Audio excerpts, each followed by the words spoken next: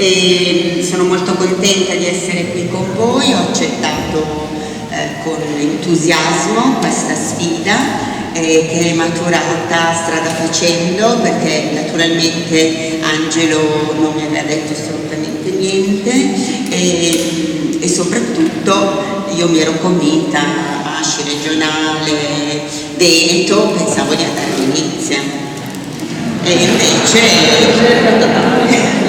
però ho detto vabbè, Vicenza, poi guardo sulla mappa Cornedo Vicentino e quindi è stata, come noi facciamo, ne facciamo un onore, una strada, un percorso. In più ho messo dentro, dico vado ad est, e quindi ho fatto ieri un incontro in Trentino, passando per Brescia, fermandomi a Brescia un incontro, poi sono andata a Trento, ieri la mattina uno e pomeriggio un altro, e poi questi amici di Trento hanno avuto pietà di me e mi hanno portato in macchina stamattina, dove naturalmente in mezzo alla strada, quando ho deciso di fare la statale, abbiamo trovato un gregge, questo gregge faceva la nostra stessa strada, si vedevano i segni che lasciano i greggi e dicevano sono passati, i miei amici trentini dicevano sono passati stanotte, io dicevo a me sembra un po' roba fresca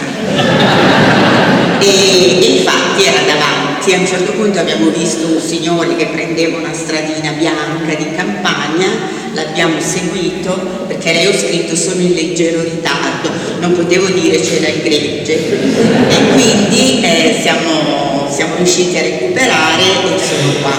Questo per dirvi che è stato un percorso, una strada, ma è stata anche una strada quella del nostro incontro con i due, la sorella e il fratello, con cui parametrare e cercare di mettere al vostro servizio un po' di saperi accumulati sia nella mia veste professionale, sia come scout adulta per sempre, ma anche su una tematica che mi occupa da tutta la vita, cioè che è il tema per cui Angelo aveva dato una segnalazione, della relazione uomo-donna. Ho visto, mi sono letta con molto interesse, dato che è un po' di anni che non sono censita, ma ho conservato il fazzolettone ovviamente, ho provato anche la cosa grigia della divisa, ma non ci sto più, e quindi ho messo quella vecchia della Gesci dove ci stavo di più, e però per onorarvi anche con un segno di appartenenza, che per noi non è un'appartenenza, ma come vedremo nella seconda parte dell'incontro è una vita, è un essere, è una modalità di impostare le nostre esistenze. E quindi la prima parte, non so se l'ha già detto lei, scusatemi ma con le campane non sentivo, la prima parte sarà una provocazione soprattutto rischia di essere sentita come una provocazione per i maschi, nel senso che io affronterò questa tematica a partire da una visione, che adesso vi mostrerò, particolare, cioè la prospettiva di uno sguardo femminile. E questa è una scelta che abbiamo fatto insieme e che ci conduce a affrontare le tematiche stesse che magari noi già conosciamo per motivi personali, per interesse, per passioni, per vita relazionale, familiare, sociale e scoutistica, con una prospettiva ampia che comprende uomini e donne. Questa scelta invece è come mettere un po' una spure alla radice di quelli che secondo me possono essere i problemi, quindi il buio, se vogliamo, il lato scuro della nostra relazione uomini e donne, donne e uomini, per poi vedere il lato chiaro. Quindi partiamo un po' dalle difficoltà e mi sa che le campane ci accompagneranno durante la mattinata. Bene, allora mi siedo per presentarvi. Queste sono slide che ho pensato un po' per voi.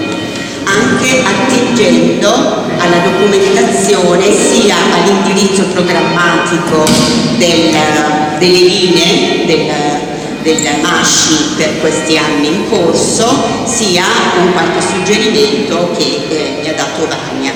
Quindi intanto partiamo dal titolo: Donne e uomini, una questione di differenza. E questa è una parola importante perché un tentativo che accenneremo è quello oggi di vedere insieme, di usare, uso un termine tecnologico, di disambiguare il significato delle parole.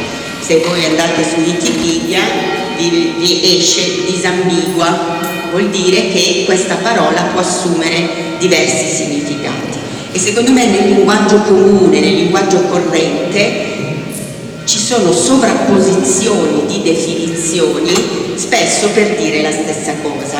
Quindi una cosa di cui non parlerò, per esempio, oggi è la questione gender, perché, come sappiamo, la parola gender, che nasce dall'inglese per definire la differenza di genere, cioè del sesso maschile e femminile, oggi ha assunto un altro significato.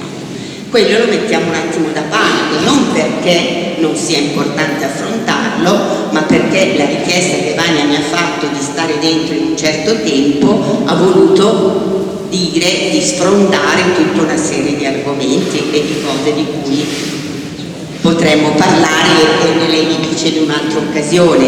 Ugualmente non affronterò, anche se questo mi dispiace un po' di più, tutta la tematica biblica. Beh, ho visto che nel vostro libricino siete partiti da Genesi e anche qua ci sarebbe molto da dire su come l'interpretazione di Genesi, non quella che è stata riportata, ma quella famosa della costola, della donna che viene tratta dalla costola d'Adamo, ha portato ad un'interpretazione di differenza, non nel senso della bellezza della differenza, ma di una disparità, di una sottomissione che, unita poi alla condanna, partorirai nel dolore e l'attrazione per l'uomo ti dominerà, è diventata la scusa per dare un'impostazione, una lettura anche dei testi sacri in versione, usiamo questa parola,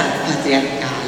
Sono contenta di poter usare la parola patriarcale che fino a prima del film Barbie e prima del film di Cecchettin, di quando la figlia e la sorella di Giulia Cecchettin ha detto questi ragazzi che hanno ucciso mia sorella sono i figli buoni del patriarcato, la parola patriarcato è stata sdoganata e non si parla più di patriarcato solo tra femministe, ma è diventata di uso comune e quindi si è ripresa anche negli studi biblici. Si può dire tranquillamente che una certa interpretazione della scrittura e della Bibbia è di tipo patriarcale e nessun prete più ci sgrida, perché questa è una parola che abbiamo ripreso. Bene, queste sono quindi questioni di termini. Allora, qui farti una domanda. Subito. Anche perché così i colleghi diamo il senso a questo discorso che tu stai facendo, no? Perché come possiamo porci davanti? No, è una cosa stavo facendo. Sì, ma è tutto perfetto, ho inserito tutto nella risposta alle domande che mi hai mandato. Allora, qua quindi parto proprio da un paragrafo che ho inserito copiandolo, come ce l'avevamo dette, dall'indirizzo programmatico del MASCI. Al paragrafo 2 si dice lo sguardo verso l'altro, e si dice l'altro, quindi non l'altra, quindi si usa un neutro maschile, e dice la contemporaneità ci spinge a riconoscerci come individui, ma noi siamo relazione e l'altro non è un limite al nostro io, ma una condizione necessaria per la piena realizzazione di sé come persona. Siamo invitati a ricucire le fratture tra generazioni, così come a superare le paure, i pregiudizi e gli stereotipi legati all'identità di genere, al diverso, allo straniero. Oggi parliamo di questi pregiudizi e stereotipi legati all'identità di genere. Come vedete nel programma MASCI si usa la parola genere inteso come non gender, ma come genere maschile e femminile. Io sono abbastanza fissata con le parole. E quindi cosa vuol dire secondo noi MASCI, secondo noi qui in questa assemblea oggi parlare dello sguardo verso l'altro o verso l'altra? Significa, sempre prendo dal vostro idea forte dell'indirizzo programmatico, si dice guardare lontano con occhi nuovi. Questo lo dice il nostro programma MASCI. E quindi oggi vi suggerisco cosa vuol dire guardare il mondo con occhi di donna. E mi chiedo, esiste veramente un modo diverso di guardare la realtà? Gli occhi non sono uguali per tutte e per tutti. A maggior ragione nello scambio intergenerazionale, se ci sono anche ragazze, donne e uomini della GESCI, lo chiedo, per i ragazzi e per le ragazze c'è un modo diverso di guardare il mondo, la realtà. Che cosa vuol dire questo? Che differenza c'è? Sono i nostri interrogativi. Come diceva Vania, sono tutte domande che ci porteremo a casa, sulle quali poi rifletteremo e rifletteremo ancora. Alla quarta conferenza mondiale delle donne dell'ONU a Pechino, lontanissimo 1995, i movimenti di tutto il mondo affermarono questa pretesa di guardare il mondo con occhi di donna. E questo che cosa ha portato? Ha portato per la prima volta a una proclamazione solenne che poi è diventata un testo di diritto internazionale: i diritti delle donne sono diritti umani. Voi mi guarderete quando io ne parlo con le scuole, mi dicono bella scoperta. C'era bisogno di dirlo? C'era bisogno di scriverlo? C'era bisogno. Perché questo parlare dei diritti umani senza lo sguardo da parte dei diritti delle bambine, dei diritti delle donne, eccetera, portava a un assorbimento generale nel neutro dei diritti delle donne. E quindi oggi parleremo certamente di questioni che riguardano noi tutti e tutte, quindi anche gli uomini, cercando di guardare questa realtà con uno sguardo e pensiero di donne. Questa scrittrice statunitense, Robin Morgan, parlando delle lotte delle donne, sottolinea tutte cose che ci sembrano ovvie: non si tratta di una minoranza oppressa che si organizza su questioni valide ma sempre di nicchia, che ne so, la prostituzione, l'equità salariale, cioè quindi cose marginali, ma si tratta, marginali nel senso che prendono solo una parte del discorso, ma si tratta della metà del genere umano che vuole affermare che ogni problema la riguarda e vuole prendere parola su tutto.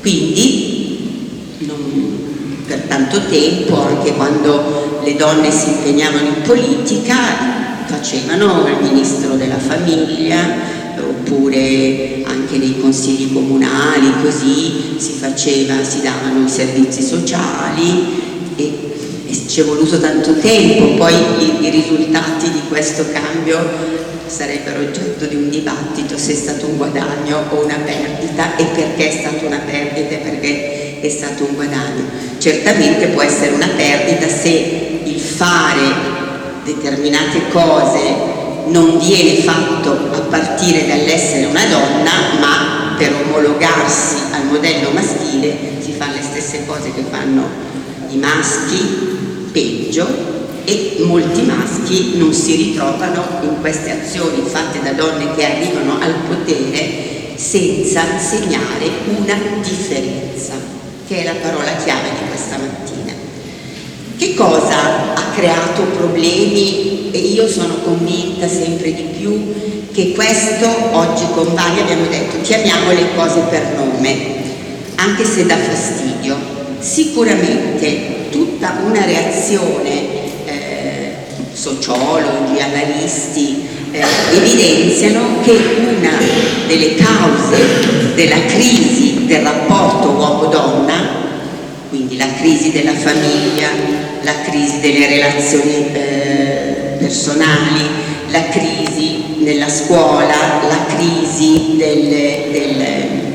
anche del rapporto intergenerazionale, è stata determinata da un fatto storico, eclatante, che a volte emerge, a volte torna sotto come un fenomeno carsico, che si chiama femminismo. E secondo noi, sì, ma va bene, non c'è problema, secondo un pensiero condiviso tra chi si occupa di questo problema, donne e uomini che siano, esiste un nesso imprescindibile proprio tra tutto il riconoscimento non solo dei diritti delle donne, ma anche tutto il pensiero, l'agire politico, tutto quello che si è modificato in seguito alla cosiddetta rivoluzione femminista. È una rivoluzione, quindi oggi non stiamo a discutere se va bene, non va bene, che cos'è il femminismo, eccetera, ma le conseguenze di questo cambiamento sul tema che mi avete assegnato, relazioni uomo-donna, almeno nella prima parte. E chiaramente questa rivoluzione, io la chiamo così, ma la chiamano tutti così, ha radici lontane che naturalmente affondano nella storia delle donne. Noi qui partiremo, e voi si sa che dobbiamo partire 800-900, in realtà per esempio tutti gli studi molto interessanti che magari molti di voi conoscono tutta la storia, la cosiddetta preistoria delle società pre-patriarcali, che sono ancora tutte da scoprire, stanno rivelando che ci sono state delle società in cui non c'erano i problemi che abbiamo oggi, non c'erano le conquiste che abbiamo oggi, non c'era la guerra, non c'era la prostituzione e non c'era la sopraffazione, e ci si domanda perché, come erano organizzate, chi le gestiva, e sono studi molto interessanti e che con anche le nuove tecnologie ci consentono, attraverso la ripertazione archeologica eccetera, di ricostruire questo mondo che noi non conosciamo, perché la storia viene insegnata a partire da quella che viene definita preistoria, che comincia con l'agricoltura, la guerra, la conquista della terra, le armi, anche l'ascia, la lancia, vi ricordate le cose delle elementari, e invece c'è tutto millenni, cioè 10.000, 15.000, 20.000 anni prima, che parlano di un'altra storia, ma questo è un mondo che è stato scoperto recentemente, diciamo dopo la metà del Novecento. Io lo chiamo il Palazzo d'Inverno. Avete presente il Palazzo d'Inverno, no?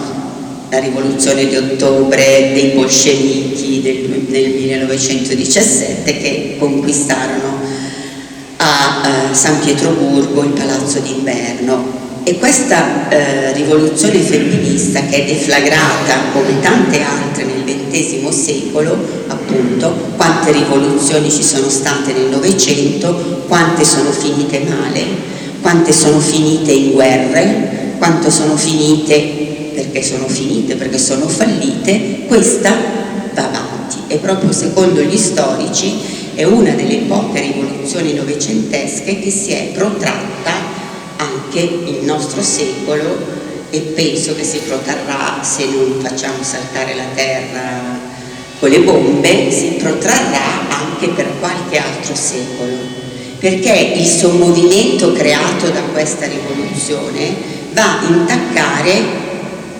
millenni di storia, non solo dell'Occidente ma di tutte le civiltà. Quindi significa quello che si chiama un cambiamento epocale, per cui noi siamo solo agli inizi, E quando c'è una rivoluzione così grande di questo tipo si va un po' avanti, si va un po' indietro, gli effetti ci sono le reazioni. Per esempio alcuni studiosi sostengono che l'aumento in maniera esorbitante dei femminicidi sia una conseguenza finale di una reazione alla libertà femminile. Sarebbe da approfondire questo tema, ma molto banalmente basta andare a vedere nei siti molto frequentati da tanti uomini, siti organizzati per parlare male delle donne, in particolare uno che si chiama Incel, che mette insieme circa 7 milioni di utenti che si trovano per raccontare le loro esperienze. Incel significa celibi involontari, cioè persone che sono rimaste da sole a causa di un comportamento sbagliato della compagna, della moglie, e che quindi si sentono perseguitati, si trovano, oltre che per parlare male, anche per trovare il modo per vendicarsi, noi abbiamo fatto degli studi come osservatorio interreligioso sulla violenza contro le donne, organizzato degli incontri e c'è stata una scoperta abbastanza inquietante e naturalmente sono anche fenomeni molto legati al suprematismo bianco e quindi sono dei bianchi razzisti e misogini. Bene, quindi queste sono delle reazioni esempi di reazioni a questa rivoluzione. È anche una rivoluzione grande, quindi con degli effetti amplificati, perché tende, io vedete che uso il presente, non dico atteso, ma tende a cambiare le condizioni di vita delle donne che sono sempre state numericamente di più di una classe sociale, cioè mentre i proletari della rivoluzione appunto d'ottobre erano una classe sociale, le donne le attraversano tutte, numericamente sono una maggioranza, attraversano tutte le civiltà, tutte le religioni e quindi l'effetto è infinito. E in più è una rivoluzione potente perché si è inserita, ha cominciato ad inserirsi nella profondità delle nostre coscienze, quindi delle coscienze delle donne e delle coscienze degli uomini, ed è quindi qualcosa che va conosciuto. Vabbè, qui naturalmente non è questa la sede, però vi faccio vedere, vi ricordo quali sono state le cose che conosciamo bene perché siamo tutti adulti. Chiaramente quando vado nelle scuole e parlo del controllo delle nascite come conseguenza di una rivoluzione, le ragazze e i ragazzi mi guardano: ma cosa stai dicendo? È scoperta, mentre sappiamo che ha segnato un grande cambiamento, la lotta delle donne per i diritti, per le libertà, la conquista del voto. Quest'anno c'è una ricorrenza importante che riguarda la nostra Costituzione e insomma è una cosa che a me piace sempre molto fare, ripercorrere il significato reale, politico e simbolico del voto delle donne. Diciamo che l'anno scorso il film C'è ancora domani ci ha aiutato molto, nel senso che queste stesse cose che noi facevamo vedere con le fotografie, tra l'altro nelle scuole avevo già utilizzato le frasi che ci sono alla fine del film, e insomma ci ha aiutato, e spesso il cinema è uno strumento molto importante anche di educazione e di cultura, e per le ragazze, le studentesse e gli studenti è una sorpresa arrivare a capire come, e questo significa anche, scusate la parentesi, fidelizzare alla democrazia, alla partecipazione e al voto. Perché devo andare a votare? Però raccontare la fatica della nonna, della zia, del voto della prima volta, cioè significa anche appassionare alla partecipazione e al senso politico del voto.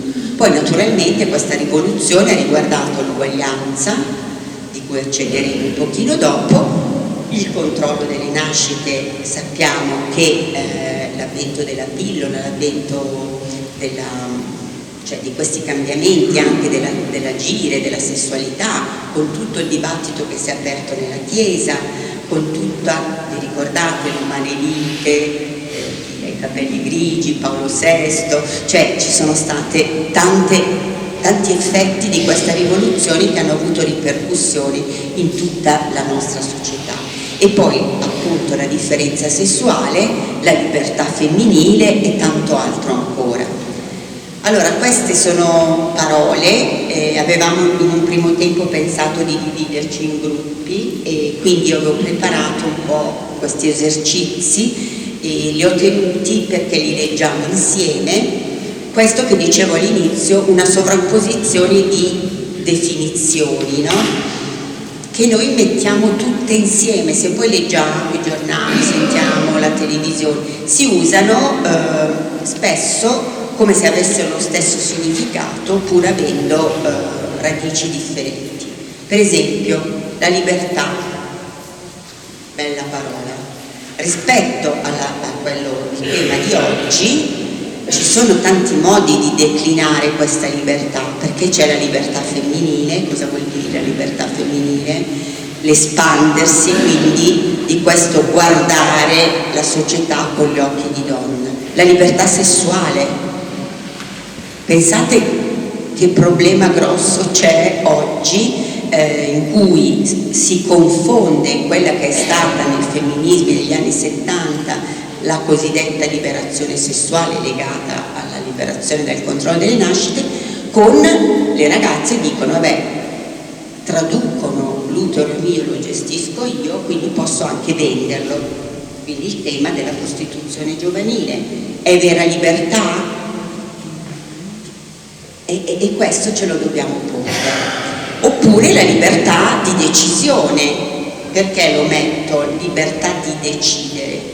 Perché per esempio nella relazione di coppia, io ho fatto l'avvocata anche della famiglia, il fatto in una coppia di rispettare la libertà di decisione di entrambi i coniugi significa non mettere il partner o la partner nelle condizioni di non poter decidere. Vi faccio un esempio: se io non sono quello che porta a casa lo stipendio, di solito è il maschile, può anche essere il contrario, ma non importa, e tolgo la possibilità di gestire il denaro al mio compagno, alla mia moglie, mio marito, eccetera, metto in una condizione di non libertà di decidere. Tu dici, in una società consumistica, di comprare? Sì, di comprare le calze, oppure di decidere se comprare il latte per i miei bambini o un paio di mutande. Questa cosa sottratta alla decisione di chi deve fare questa scelta è una mancanza di libertà di decidere. O altre parole, la liberazione, la differenza tra la parola libertà e la parola liberazione. La liberazione è legata alla liberazione dalla schiavitù, la liberazione dall'oppressione, la liberazione dallo sfruttamento lavorativo. Che cosa ci viene in mente? Domandiamoci. Dove mettiamo la tratta? No? La schiavitù sessuale, la schiavitù sul luogo di lavoro. La schiavitù sessuale riguarda per lo più le donne, ma lo sfruttamento lavorativo riguarda gli uomini principalmente, e questo crea nella relazione uomini e donne fratture, tensioni, perché parliamo di questo oggi. Emancipazione, altra parola, anche qui usata bene, usata male. L'emancipazione è un concetto strettamente giuridico che però ha anche dei significati sociali, politici. Il voto alle donne è stato un elemento di emancipazione politica, la possibilità di diventare magistrate, che non è così lontana nel tempo, è stato un elemento di emancipazione sociale. Il liberarsi dal matrimonio forzato in caso di violenza, vi ricordate il caso di Franca Viola, è stato un momento forte di emancipazione giuridica e sociale. Oppure il superamento del reato di adulterio. Il reato di adulterio era commesso dalla donna, era lei l'agente del reato e il maschio era il complice, ma veniva punita principalmente la donna. Un altro momento di emancipazione giuridica. Poi abbiamo l'autodeterminazione, anche questo viene usato spesso, no? Anche in senso negativo, perché viene vista l'autodeterminazione delle donne, significa appunto, soprattutto se legato alla materia dell'aborto, eccetera, significa anche nei vostri documenti c'è un punto in cui si dice che, e per quello che ho messo dentro queste parole, che cosa vuol dire la libertà. Cosa vuol dire l'autodeterminazione? Vuol dire fare quello che voglio, e parlate nell'indirizzo programmatico anche del relativismo etico. E quindi ridefinire questo concetto non in maniera negativa, ma come possibilità di autonormarsi, cioè di darsi delle regole, quindi è il contrario, faccio quello che voglio, ma l'autodeterminazione significa darsi un comportamento e delle regole, non significa non averle, mentre noi siamo abituati a dargli un'accezione negativa. L'uguaglianza, diremo due cose poi rispetto alla Costituzione che l'ho inserito, e anche qua spesso viene confusa, cioè si dice l'uguaglianza e poi la disuguaglianza vengono messe in contrapposizione, mentre in realtà hanno significati diversi. Per esempio, la disuguaglianza non è solo una violazione di diritti, ma è anche un rapporto asimmetrico. Faccio un esempio: io sono il magister, ma non è il nostro caso, diciamo io sono il parroco, diciamo così, adesso che siamo in chiesa, e sono il confessore, sono il direttore spirituale, non parliamo degli assistenti, parliamo di cose che non c'entrano con noi. Apparentemente ho un rapporto asimmetrico con la donna che viene a confessarmi, magari mi confessa che il marito non si comporta tanto bene e io nella mia asimmetria di potere gli dico abbi fede, abbi pazienza, prega, che vedrai che le cose si sistemano. Poi abbiamo il gender, l'abbiamo già detto, e più tutta la tematica che cosa vuol dire differenza sessuale e differenza di genere. Sono la stessa cosa? Cosa cambia?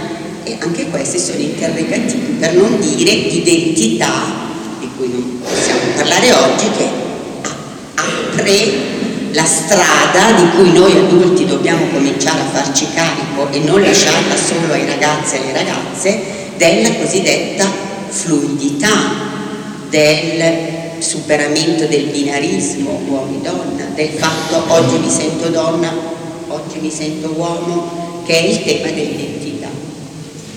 Ho detto che erano provocazioni.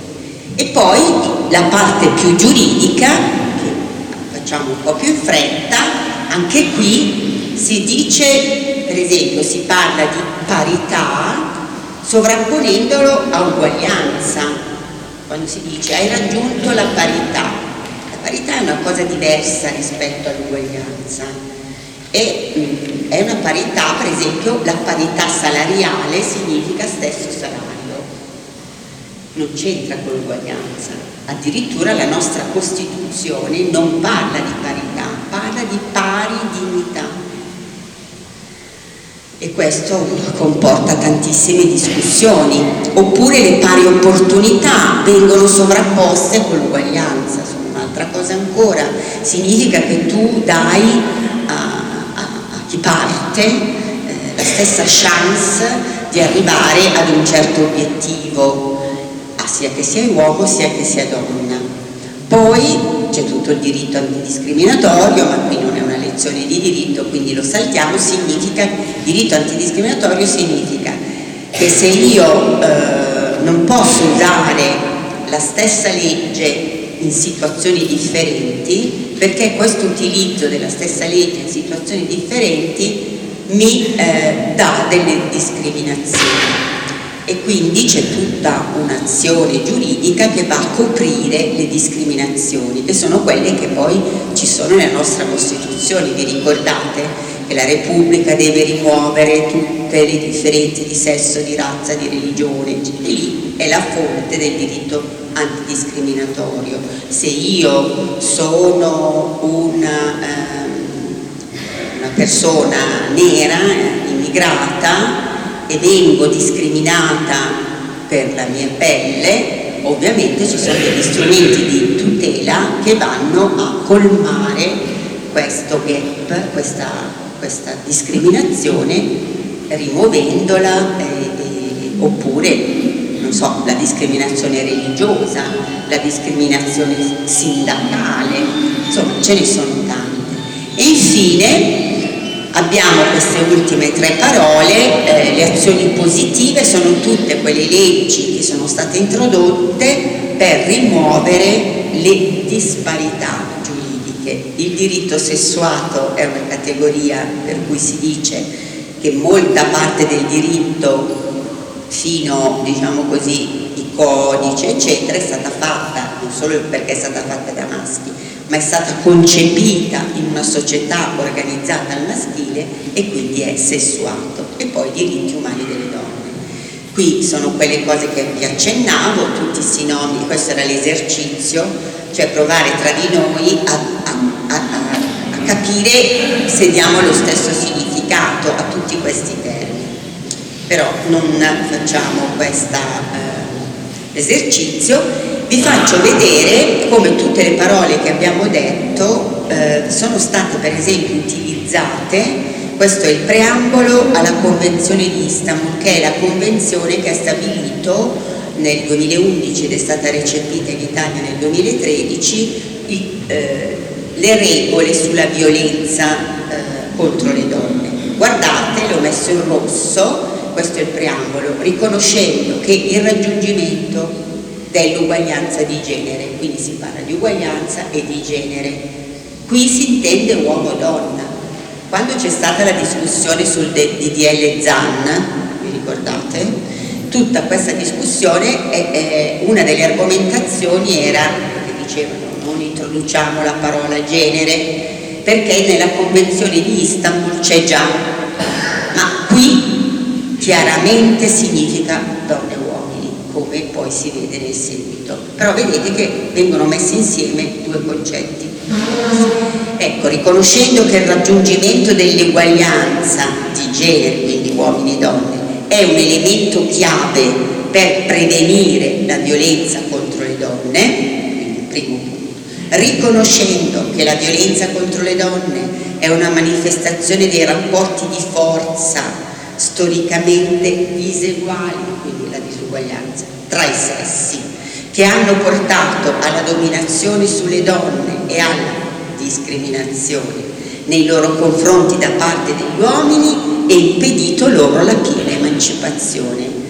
Vedete che è come un riassunto delle cose che vi ho detto prima. Riconoscendo con profonda preoccupazione che le donne e le ragazze sono spesso esposte a gravi forme di violenza, tra cui la violenza domestica, le molestie sessuali, lo stupro, il matrimonio forzato, i delitti commessi in nome dell'onore, le mutilazioni genitali femminili, il buio, ho detto che accennavamo allo lato oscuro, che costituiscono una grave violazione dei diritti umani delle donne e delle ragazze e il principale ostacolo al raggiungimento della parità tra i sessi, dove qui parità, secondo noi che abbiamo criticato questo modo di esprimersi, significa della uguaglianza tra i sessi. E quindi, riconoscendo la natura strutturale della violenza contro le donne in quanto basata sul genere, inteso femminile, e riconoscendo altresì che la violenza contro le donne è uno dei meccanismi sociali cruciali per mezzo dei quali le donne sono costrette in posizione subordinata, e poi segue la legge. Io avevo messo solo il preambolo. Stessa cosa nella Costituzione. Vania mi aveva chiesto, mi raccomando, dammi il tempo. Nella Costituzione, ok, perfetto. Nella Costituzione, grazie anche all'apporto delle 21 donne costituenti che hanno partecipato alle sottocommissioni che hanno elaborato il testo di legge, distribuite proprio nelle commissioni in cui si andava ad intaccare, come vi ho detto all'inizio, non donna famiglia, non donna bambini, non donna maternità, ma anche i principi su cui si fondava la Repubblica. C'è stata questa lotta per inserire nell'articolo 3, senza distinzione di religione, di razza, eccetera, la parola sesso. Questa cosa l'hanno voluta la senatrice Lina Merlin e la Teresa Mattei, e la Merlin si è presa un sacco di insulti. La storia di Angelina Merlin è bellissima, ve la consiglio di andarla a rileggere, diventata famosa perché aveva chiuso le case chiuse. In realtà, oltre che quello che è stato una grande rivoluzione, parentesi, Angelina Merlin ha impiegato dal 46 al 57 per far approvare la legge sulle case chiuse, non ci riusciva, non la mettevano mai all'ordine del giorno, e con un guizzo di fantasia, un giorno, quando era riuscita a metterla tra le varie ed eventuali, è arrivata in Parlamento con 3 valigie piene delle lettere delle donne prostituite che le scrivevano per chiedere aiuto, e chiede la parola, e adesso vi leggerò le 1500 lettere, se non discutiamo della mia legge. E quel giorno la legge venne approvata, 20 febbraio 57. E quindi la nostra Angelina Merlin però fece questa grande lotta per inserire la parola sesso, e se andate a leggere il dibattito continuavano a dirle: tu, a furia di frequentare le case chiuse, i bordelli, sei diventata fissata col sesso, perché lei aveva già iniziato prima a fare questo lavoro, e dicevano: ma perché dobbiamo mettere sesso? C'è già l'uguaglianza, si dice già che gli uomini e le donne sono uguali, perché dobbiamo mettere senza distinzioni di sesso? E lei diceva: perché c'è una differenza già allora. E fece una bella lotta, appoggiata dalla Mattei, e quindi, siccome sapete che quando si approvano le leggi, figuriamoci la Costituzione, che ha avuto dei dibattiti bellissimi, di impegno, anche molto passionali, alla fine ce lo scambiano, va bene, mettiamo il sesso, però ci mettiamo dentro anche la religione. E c'è stato uno scambio sesso-religione piuttosto interessante. Vabbè, non ci allarghiamo, però anche qua ci dovremmo riflettere. E poi, ovviamente, l'uguaglianza morale e giuridica nel matrimonio, nell'articolo 29, attenzione che nell'articolo 29 si fa riferimento alla famiglia naturale. La famiglia naturale è quella composta da un uomo e da una donna, che in quegli anni non c'era da discutere. Adesso è un argomento, un fondamento al quale qualcuno si attacca, qualcuno dice si intendeva una cosa, invece si intendeva un'altra.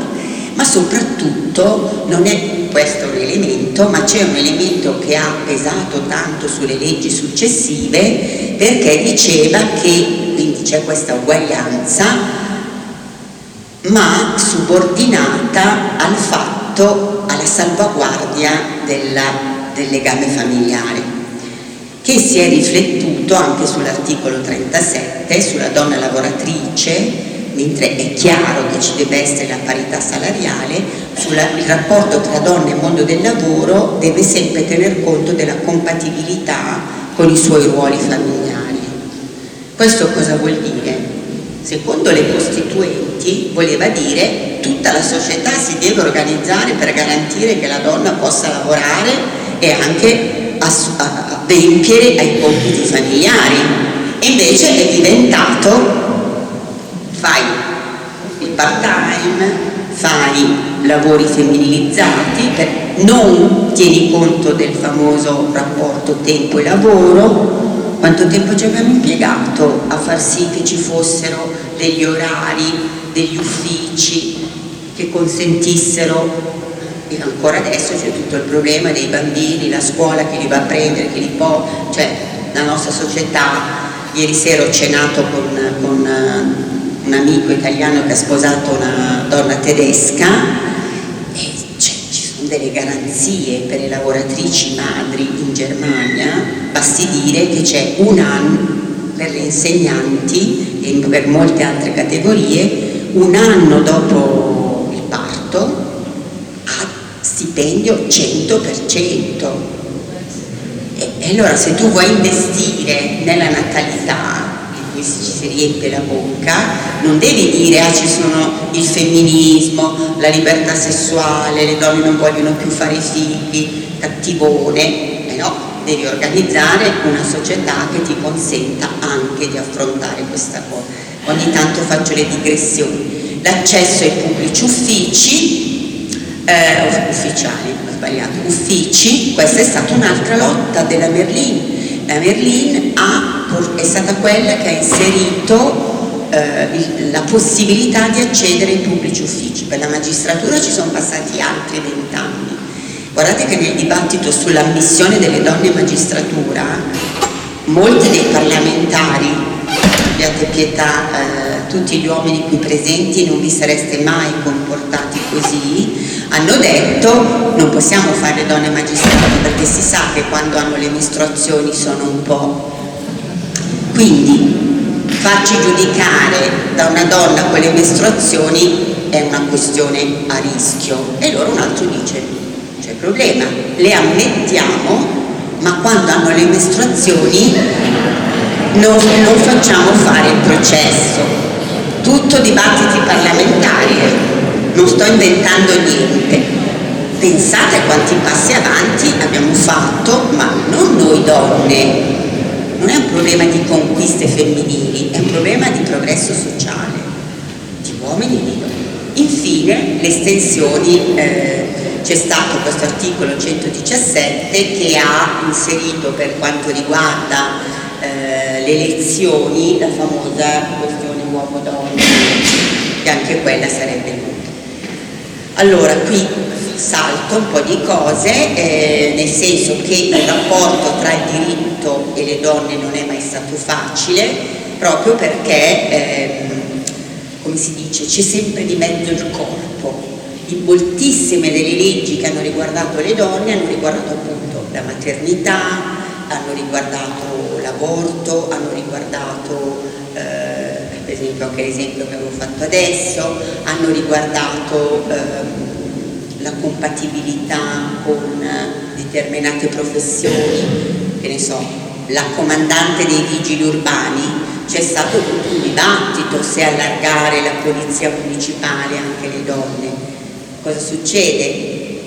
C'è tutta l'influenza della filmografia, come si chiama? Di Pierino, cioè quindi la vigilessa, la professoressa, quelli che adesso i veri film porno sembrano delle stupidaggini, ma allora si guardava dal buco della serratura, l'insegnante, ecco, lì la vigilessa, c'era il tema di questa corporeità della vigilessa o della poliziotta che autorità ha se il guidatore è colto in fragranza di violazione del codice della strada viene fermato da una vigilessa. Guardate che sono tutti dibattiti e non mi invento niente. E quindi tutta la condizione della legislazione è molto condizionata dal tema del corpo. Pensiamo al dibattito sulla gravidanza per altri, cosiddetto utero in affitto, è un problema grossissimo in cui ci sono di mezzo i corpi, quindi non è un rapporto facile. I corpi delle donne sono stati poi anche uno strumento di lotta, mi avvio alla conclusione, e poi c'è questa carrellata su questi femminismi, sappiamo degli anni 70, ma vi faccio vedere solo i temi che vado a riprendere. Questo rapporto tra femminismo e libertà, vedete, queste sono immagini degli anni 70 che per tanto tempo abbiamo dimenticato, ma che hanno anche condizionato molto la reazione non solo maschile ma anche femminile su questa che ho chiamato la rivoluzione femminista, con una serie, cioè queste donne che si prendevano i reggiseni, tiravano fuori i reggiseni, li bruciavano, cioè, oppure le streghe sono tornate, è qualcosa che faceva paura. Aveva anche questo aspetto di aggressività che ci portiamo dietro. Per esempio, in ambito cattolico, io avevo una maestra che si chiamava Maria Dutto, presidente dell'Azione Cattolica di Milano, che ha fondato questo gruppo Promozione Donna negli anni 70, io ero ancora universitaria, e lei mi diceva sempre: mi raccomando, Grazia, quando vai a parlare nelle parrocchie non è che devi iniziare dicendo buongiorno, sono Grazia Villa, sono una femminista, perché non ti ascolta nessuno, vedono subito il reggiseno bruciato sulla coda. Tu fai il tuo discorso, tanto lo capiscono, no? Ma ancora adesso, cioè, ho fatto recentemente l'anno scorso ho fatto il quaresimale a Como, in una rettoria di Sant'Abbondio, e il mio amico prete che mi aveva invitato voleva scrivere, era il percorso sulle donne sotto la croce, Grazia Villa femminista cristiana. Per l'amor di Dio, non mettere femminista cristiana, perché tanto vengono solo le donne. In più io ho detto metti studiosa del femminismo, uno può studiare e non esserlo ancora adesso. Scusate la parentesi, ma noi durante il Covid abbiamo avuto molte relazioni online con movimenti di donne cristiane, ecumeniche, tedesche e francesi. C'erano queste ragazze molto più giovani di noi che si presentavano e dicevano: no, io sono Maria del gruppo femminista di Monaco, no, dicevano: io sono Maria, sono la presidente dell'Azione Cattolica di Monaco e sono femminista. Io sono la presidenza delle giovani agricoltrici della Baviera e sono femminista. Cioè lo dicevano come una sorta di affermazione di identità positiva per farsi riconoscere. Questa cosa non è ancora possibile. Perché? Perché c'è questa immagine del femminismo, oppure questa sul controllo delle nascite, e adesso questi temi sono tornati tutti, poi loro mi hanno chiesto di parlare di attualità. Questa è l'attualità nostra e delle nuove generazioni, questa, nessuno compromessi sulla nostra pelle, questo è l'immaginario. I ruoli, questo mi piace tanto, non ci rinchiuderete più nelle cucine, vogliamo vivere, amare e decidere. Questo mi sembra meno pericoloso, però femminismo e ruoli, e questo è l'oggi. Queste sono le manifestazioni di non una di meno, il Me Too. Cosa ha fatto il Me Too? Se non ci fosse stato il Me Too, dobbiamo avere il coraggio di dirlo, non sarebbero usciti file Epstein. Poi la guerra li ha fatti mettere sotto, ma torneranno fuori sicuramente. Quello di Hollywood. E infine c'è questo cammino, questa mia carrellata si chiude su questo riassunto, che quindi questa emancipazione femminile si trasforma da movimento di acquisizione dei diritti al voto, di lotta per l'uguaglianza, la Costituzione, di affermazione della libertà di prendere parola sulla realtà, sulla storia, sulla politica del diritto, da superamento quindi di queste differenze, tende all'affermazione di una libera differenza femminile. E questo, ve lo dico per gli uomini presenti, spinge, deve spingere, faticosamente ha spinto, e siamo solo agli inizi, a una ridefinizione della differenza maschile. Questo è il punto. Perché finché non c'è qualcuno che dice io sono una donna, tu non mi dici io sono un uomo, tutti siamo umani, tutti siamo uomini, anche nel vostro indirizzo programmatico lo sguardo dell'altro, che è onnicomprensivo. E quindi chiudo con lo vostro sguardo, si dice, sulla libertà, sulla responsabilità, un altro punto dell'indirizzo programmatico, e dite, diciamo, la libertà autentica si realizza pienamente nella capacità della persona di autodeterminarsi in vista del bene comune, del bene di tutti. Quindi qui è un significato positivo la parola autodeterminazione. È per questo che è completa questa libertà solo se relazionata agli altri grazie all'esercizio della responsabilità, che significa impegnarsi in prima persona, rispondere a ciò che siamo chiamati, ma anche sposare il luogo che abitiamo. Il luogo che abitiamo è questo, che ho cercato di accennare, pieno di contraddizioni, pieno del contraccolpo di questa rivoluzione, pieno di una realtà che va a modificarsi. Ma sempre nel nostro indirizzo programmatico c'è questo sguardo di speranza. Coltivare la speranza vuol dire saper immaginare e costruire un futuro possibile riconoscendo il bene e il potenziale positivo nelle situazioni, senza fermarsi agli ostacoli. Io ho accennato quali possono essere gli ostacoli, non ho parlato di femminicidi, non ho parlato di violenza, poi nel dibattito se viene fuori se ne può parlare, ma delle premesse a questo. Significa aprirsi all'incontro con l'altro che è diverso da noi, ascoltando e confrontandosi con fiducia. E questa è l'ultima slide, per cui poi affronteremo il tema di tutto quello che abbiamo detto confrontandolo con la legge Scout. In un mondo che dispera, noi abbiamo la certezza che sarà sempre il bene ad avere l'ultima parola. Questa speranza, sempre dal vostro testo bellissimo, diventa profezia e si traduce in forza generativa, una forza dinamica che innesca processi positivi e può renderci protagonisti del futuro. Questo invece è l'ultimo punto, è farina del mio sacco, la forza generativa della legge Scout anche in materia di relazioni donne e uomini. Quindi, di fronte a tutte quelle parole che ho buttato lì, mi scuso se sono stata un po' piena, troviamo una semplificazione dentro un articolo di legge Scout? Se sì, come? E lo vedremo insieme nella seconda parte. Mi fermo. Ci diamo